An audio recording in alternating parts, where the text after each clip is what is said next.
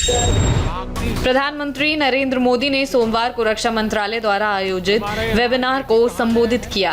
इस दौरान पीएम ने कहा कि आत्मनिर्भर भारत से देश का डिफेंस सेक्टर मजबूत हुआ है और आज भारत 40 से ज्यादा देशों को हथियार निर्यात कर रहा है। पीएम ने कहा कि भारत सरकार अलग अलग क्षेत्र के लोगों के साथ चर्चा करके बजट को कैसे कैसे इम्प्लीमेंट किया जाए और बजट के लिए साथ मिलकर कैसे रोड मैप तैयार हो, इस पर चर्चा कर रही है। बजट को जल्द से जल्द कैसे इम्प्लीमेंट किया जाए, बजट को इम्प्लीमेंट करते समय किस प्रकार से प्राइवेट कंपनीज को भागीदार बनाया जाए और बजट को इम्प्लीमेंट करने का साथ मिलकर के रोड मैप कैसे बने, इस पर चर्चाएं चल रही हैं। महाराष्ट्र में कोरोना का खौफ एक बार फिर से बहुत ज्यादा हाई है। लगातार बढ़ते कोरोना केस ने सरकार से लेकर लोगों तक में टेंशन बढ़ा दी है। यही वजह है कि महाराष्ट्र में सभी राजनीतिक, सामाजिक और धार्मिक कार्यक्रमों पर रोक लगा दी गई।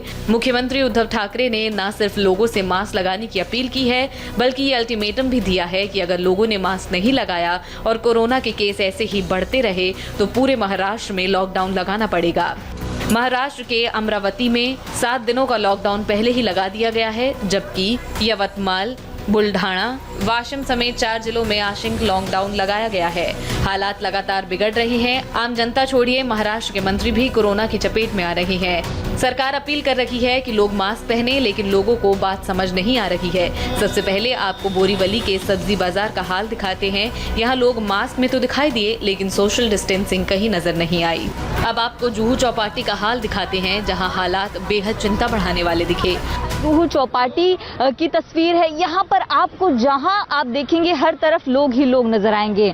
यहाँ पर बीएमसी के मार्शल्स बकायदा मौजूद है। जो लोग मास्क नहीं पहन रहे हैं उनको बताने के लिए, समझाने के लिए, और जो लोग नहीं समझते उन्हें 200 रुपए का फाइन जो है वो दिया जाता है। लेकिन यहाँ पर जो लोग हैं वो विदाउट मास्क इस भीड़ भाड़ में घूमते नजर आएंगे। कई लोग यहाँ पर हैं। आपने मास्क क्यों नहीं पहना? मास्क क्यों नहीं पहना आपने? इस तरह का रिएक्शन लोगों की तरफ से आता है। जो लोग बिना मास्क के घूमते हैं, कई लोगों को समझाया जाता है लेकिन वो समझते नहीं हैं। पुडुचेरी में कांग्रेस और डीएमके के गठबंधन की सरकार आज गिर गई। मुख्यमंत्री वी नारायण स्वामी सोमवार को सदन में बहुमत साबित नहीं कर पाए। इसके बाद मुख्यमंत्री वी नारायण स्वामी ने उपराज्यपाल से मुलाकात की और अपना इस्तीफा सौंप दिया। इससे पहले उपराज्यपाल ने विधानसभा में आज शाम 5 बजे तक बहुमत साबित करने का निर्देश दिया था। नारायण स्वामी सरकार की संख्या रविवार को 2 नए इस्तीफे के बाद घटकर 11 रह गई थी।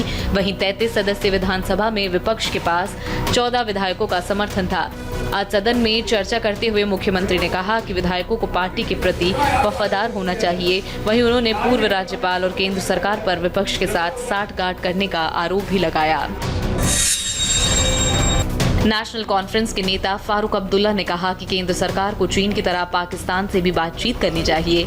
आतंकवाद आज भी मौजूद है। वो जब कहते हैं कि आतंकवाद खत्म हो गया तो वो गलत कहते हैं। मुझे अटल बिहारी वाजपेयी की टिप्पणी याद है कि दोस्त बदले जा सकते हैं लेकिन पड़ोसी नहीं। फारूक अब्दुल्ला ने कहा कि मसला बड़ा है। बातचीत फिर से शुरू होगी क्योंकि सीमा निर्धारित नहीं है। दोनों देशों को बैठकर सीमा को तय करना पड़ेगा। ये मामला खत्म हो जाए, उससे दोनों देश खुश रहेंगे। दोनों ताकतवर देश हैं और दोस्ती में तरक्की करेंगे। या तो हम दोस्ती में रहेंगे और तरक्की करेंगे, या दुश्मनी में जाएंगे तो फिर तरक्की नहीं होगी। वही हाल आज है। मैं तो इनसे अपील करूंगा, जैसे इनने चीन से बात की और चीन ने विड्रॉ करना शुरू कर दिया है, इसी तरह से यहाँ भी बात करनी चाहिए। कोई रास्ता निकालना चाहिए। श्रीनगर में सुरक्षा बलों ने आज बड़ी आतंकी साजिश को नाकाम कर दिया।